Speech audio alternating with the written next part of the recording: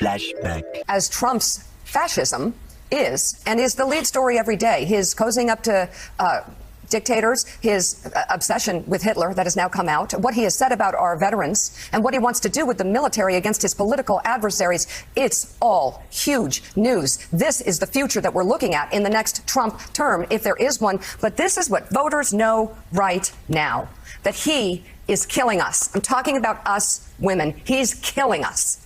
And then he says that the news network that is most critical of him should be taken off the air. This is not a reach. I could go back and talk about Nazi Germany, and I do it without any concerns whatsoever. And if people can't start drawing the parallels, well, you're just stupid, or you have your head in the sand, or you're one of them. Over the past week, Joe and I have heard from so many people, from political leaders to regular citizens, deeply dismayed by several of President-elect Trump's cabinet selections, and they are scared. Last Thursday, we expressed our own concerns on this broadcast and even said we would appreciate the opportunity to speak with the president-elect himself.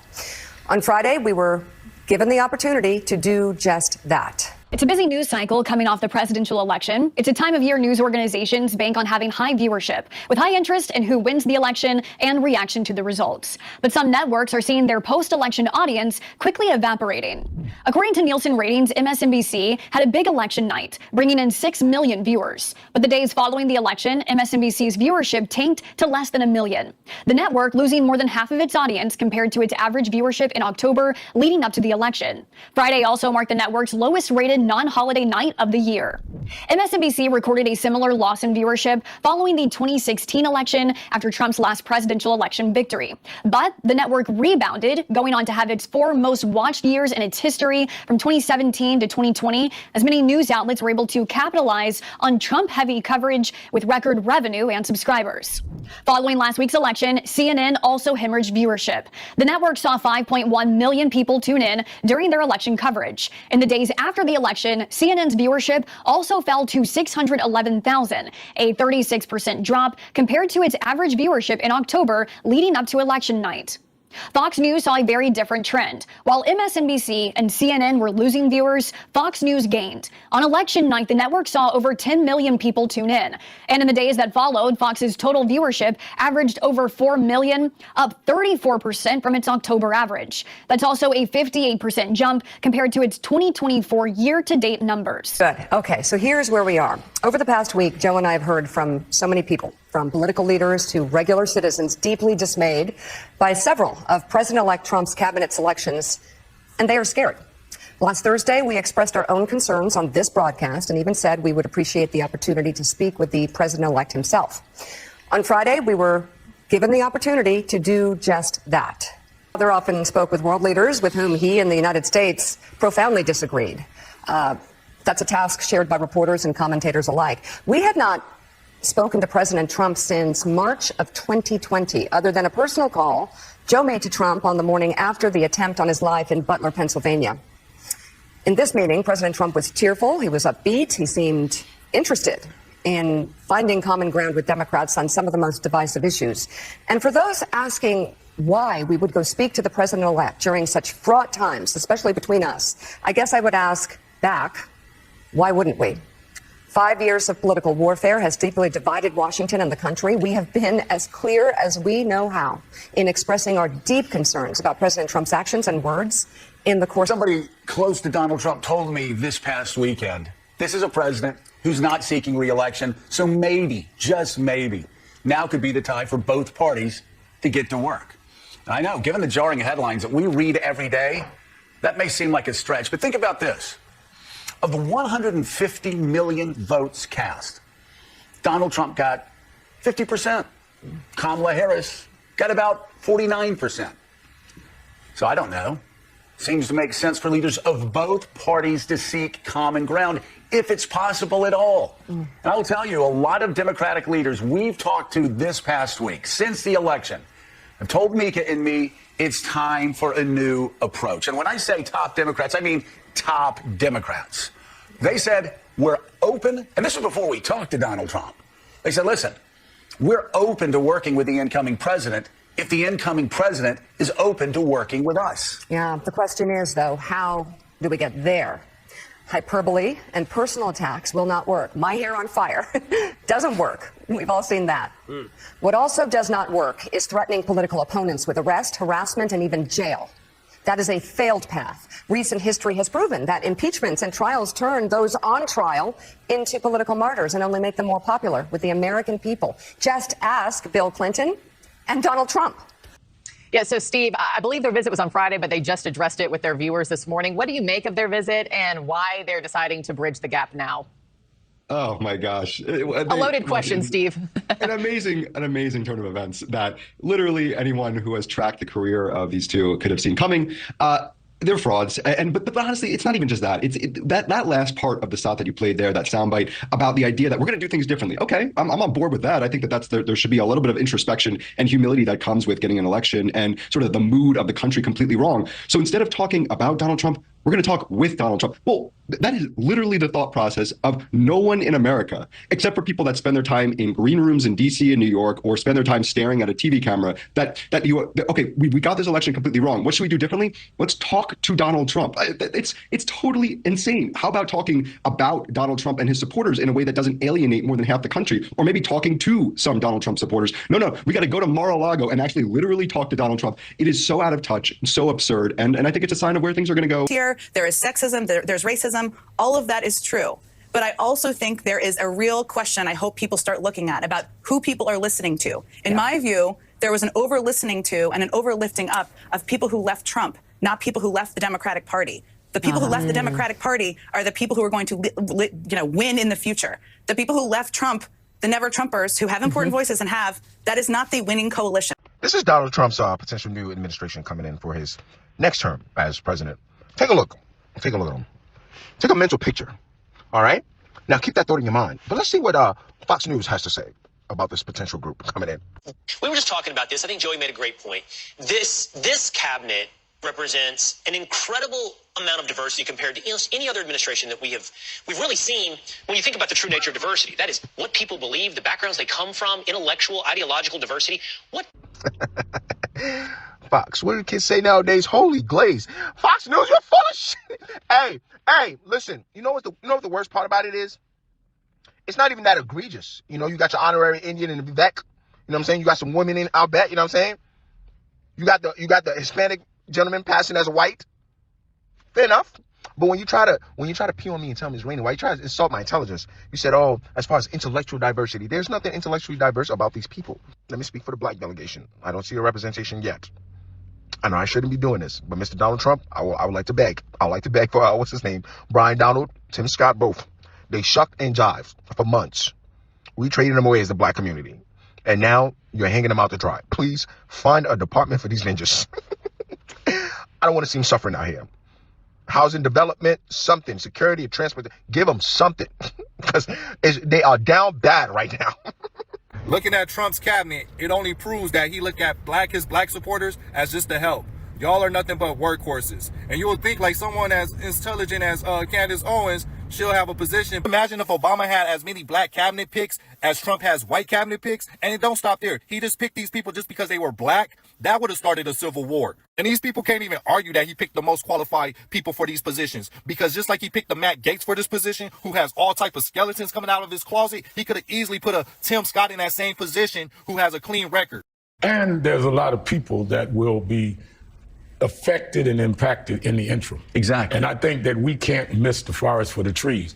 When we have a new president, and that's who Donald Trump is, regardless of my views of him, we've got to figure out how we have people not suffer more than they can suffer if we're not dealing with that. That's why when there were those, and there were not as many as I thought, that said, why would you and Mika meet with Donald Trump? He's going to be the president. If you can meet with him, meet with him. That, to me, is no different than when people said to me, why would Kamala Harris go talk to Bret Baier? So on one side, she can talk to Bret Baier, but on the other side, he shouldn't come on Morning Joe. I don't think we've got an equal judgment here, because I think all sides need to be talking to all sides. Now, that's not my role. Donald Trump called me after he won the first time. I wouldn't meet with him because I felt that it would be a photo op and he promoted wrongly, even though we should be discussing issues, and we have talked on the phone since then. But I know he's a promoter. If he'd been born black, he'd have been Don King. That's what he does well. But I think that what we need to do is deal with the issues that's going to impact people. I would say, I hope in your conversations, we should ask Donald Trump. You talked about black men would be with you. Where's a black man being nominated by you for your cabinet? Has anyone noticed there's no black that has been nominated on his cabinet? That needs to be raised. Rather than who's talking, let's deal with what we're talking about. You know, it was only 2 weeks ago today that Joe Scarborough was calling Donald Trump a fascist. And I was grateful for that, because he had the courage to do that when the New York Times and the Washington Post and CNN and NPR did not face the fascism at the door. And now it's inside, and he goes and visits. And what's so upsetting about that is, obviously, I've identified myself now as a liberal, and NBC was kind of all we had. The New York Times and the Washington Post has angered liberals tremendously through the coverage. CNN tries to be balanced and do this. MSNBC was the last liberal outpost of media. And I know you might start laughing at me, the New York Times and the Washington Post are liberal. We'll disagree about that. But MSNBC was that. And there was no good reason to go and pay obeisance in advance. Nothing journalistic came out of this visit. They came and it was all off the record. Oh, we're going to ask him for an interview. Well, obviously Trump's going to want the airtime. That's fine. No value came. And they went on bended knee. And it was, I think, in the end, a betrayal of the staff at MSNBC, who do still criticize Donald Trump, who now feel that they are in some jeopardy because of that, because he has threatened the press. And so I think that it was a bad moment for Joe and Mika. And I'm going to think that MSNBC for me starts about 4 p.m. Meanwhile, and I will say also, I just want to say thank you, first of all, to everybody who was so kind last night, but also thank you. Willie, yesterday I saw for the first time what a massive disconnect there was between social media and the real world, because we were flooded with phone calls from people all day, literally around the world. Very positive, very supportive, going, I understand what you do, et cetera, et cetera, et cetera. But once in a while I would get a text or a call from someone and go, oh man, I hope you're doing okay. And I call him back and I go, well, Eddie Gladwell's one of them. I go, Eddie, are you on Twitter? And he goes, I am. I go, okay, well, I'm not. So we've had a good day. Mika just had a wonderful event. It is fantastic. We're going to do, all of us are going to do the best we can do. And we're all working towards a better America. Take it day by day. Day by day. And again, you can predict the future by shaping the future. She gets sick and tired of me trying to understand other people and being so pragmatic and trying to be like, I'm okay, you're okay. Now, where can we meet in the middle? La, la, la. On this question, we're past that. You can't meet. If they voted for Trump in 16, whatever. They voted for Trump in 20, they knew exactly what they were doing. If they vote for Donald Trump in 2024, and I've said it on my show, I'll say it here, they're knowingly voting for a fascist. They're voting for a racist. They're voting for somebody that wants to put this country 200 years in the back. And so I'm not trying to figure them out. I'm trying to figure out how we get people out who love democracy, who love freedom, who love the rights of all Americans, how to get them to the voting booth. Because that's how we save our country. Research shows 1 in 5 adults regularly get their news from influencers on social media. The number is even higher among younger Americans, with almost 40% under the age of 30 getting their news from those sources. According to the Pew Research Center, the social media site X remains the most widely accessed platform, followed by Instagram and YouTube. I mean, that comes obviously for political news. And Mike, that's the challenge. You grew up in a newsroom like Gene grew up in a newsroom. I mean, that's a lot of challenge. That's a challenge for a lot of mainstream media sources is, do they make themselves relevant again to here 20% of adults who actually get influencers on social media? I don't know maybe somebody who makes baskets, and while they're making baskets, they look up and say, vote for candidate X. I don't know how we make ourselves relevant again, because we can't compete with 20-second snippets on an iPhone, walking up the street, morsels, getting your entire news digest of the day in less than a minute on your phone as you're walking under the crowd with coffee in one hand and your phone in the other. I don't know how we catch up to that. Yeah, so Gene Robinson, do you agree with Mike? Because I find this hard to believe. That younger voters would be more interested in getting an entertaining 20-second news snippet than watching a cable news show for 4 hours from 6 a.m. to 10 a.m. This seems like an easy choice to us here. What is wrong with these people? Exactly. Yeah. I mean, look, if I knew the answer, I would implement it immediately, right? And reverse this, but we have to compete. I mean, the answer is we don't know how to compete with these social media basket-making influencers or whatever, but we have to, and so we've got to figure out ways to do it, and maybe we make our own 20-second snippets, and we meet viewers where they are, we meet news consumers where they are, because they're not here, and that's the problem. Changes for me, and I think for you guys either, from before Election Day, which is, how we have criticized Donald Trump. About his policies. You can see it in the people he's nominating. You'll see it in a minute when we talk about his plan for mass deportation.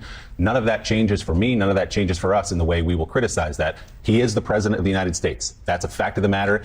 He won very narrowly. I would point out that just yesterday, as more votes came into California, he has slipped under a 50% majority nationally. All of those swing states, save for Arizona, within the margin of error. The polling actually was right in those states. So when we were saying every day, this race is a tide? It was. It was tied. It was. Right. He swept the battleground states. True. In that way, it was overwhelming. He swept them, but within the margin of error, which again, that's how you win elections these days. 2016 within the margin of error. 2020 within the margin of error. 2024 within the margin. We are a 50-50 nation. I guess the question is, again, side issue, when are we going to learn to work together? Yeah, and I'm deeply skeptical. It might be an understatement that he's going to suddenly be this bipartisan figure in our country, given his history, given the nominations and the choices he's making right now. But we will cover him as we've been covering him. Hold, please. So Mika and Joe went down to Mar-a-Lago to kiss the ring. It's the last time I ever watched Morning Joe. Period. End of statement.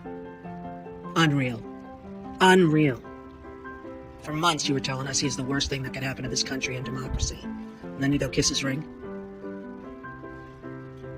Despicable. Despicable you. Both of you. Comcast, the parent company of this network, expected to announce today that it's spinning off its NBC Universal cable networks, including this one. Joining us right now, Rich Greenfield, partner and co-founder of Lightshed Partners. Good morning to you. This was a possibility in the offing just a couple of weeks ago. It now seems like it is in the offing. I'm curious about your reaction. Well, I have two major reactions. One, this is sort of a very clear, direct statement by Comcast and its controlling shareholder and Brian Roberts, they are exiting the cable network business. This is them saying, we don't want to be in this business. This is no longer a growth business. It's going to be around for a long time, but it is just no longer a growth business. So I think it's interesting. Everyone was looking at, Disney's going to get rid of it. I think this is a pretty big statement from Comcast that they're exiting the traditional basic cable network business. And what you said that you had two big thoughts. So that's one. What's two? Well, the other one really concerns you and everyone else at this network and MSNBC and USA. Can these networks stand on their own? Is news, you think about the power of news and the impact news has. Every trading desk around the world is watching this right now. Can news, and obviously USA with some sports, not a lot. They have, they have SmackDown from WWE. They have some golf. They have, there is stuff, but there is not a lot of sports. Can those networks stand on their own? And we're going to learn. I think there's probably a lot of skepticism among investors. They like the fact that Comcast is getting out of this. First, they like it because at the end of the day, it's a very bright signal that Comcast is not about to go buy WBD and then go buy more cable networks. This is them saying, we don't want to be in the cable network business and showing investors what they don't want anymore. Right, time now for a look at some of the other stories making headlines this morning. Comcast, which owns our parent company, NBC Universal, plans to spin off its cable TV networks. That's according to the Wall Street Journal and people familiar with the situation. The company will separate off entertainment and news channels, including MSNBC, CNBC, USA, Oxygen, E, Sci-Fi, and the Golf Channel. So it's spinning off. The new cable venture will reportedly have an ownership structure that mirrors Comcast's. Comcast spokesperson declined to comment. So Willie, as you look at the screen right there, the big concern that stockholders right now on Wall Street are wondering about before they decide what to do with Comcast shares is whether Mika is going to have to give up her penthouse perch atop the Comcast building. Since I never had it. When are we going to get invited to the penthouse? Never. They never let us up. I will say really quickly on this, Drudge at the top said, news meltdown, all this other stuff. I could be completely wrong. We could all be fired a year from now. Whenever this happens, you never know what's going to happen. Or tomorrow. But in this case, though, Willie, what they're doing is what other media firms are doing. You spin off the cable channels, which 7 years ago were making a ton of money. Now they've got to figure out how to make them profitable. Disney, which by the way, huge media news, Disney has figured out now how to make streaming profitable. Peacock had an extraordinary success in the Olympics. So they're talking about spinning this off. Comcast still owns, I think Brian Roberts still owns a third of that. And because Comcast didn't jump into the bidding war like everybody else, throwing stupid money at streaming services and then watch it flop, Comcast has a ton of cash. So now they spin this off, and they're in a position to what do you all say? To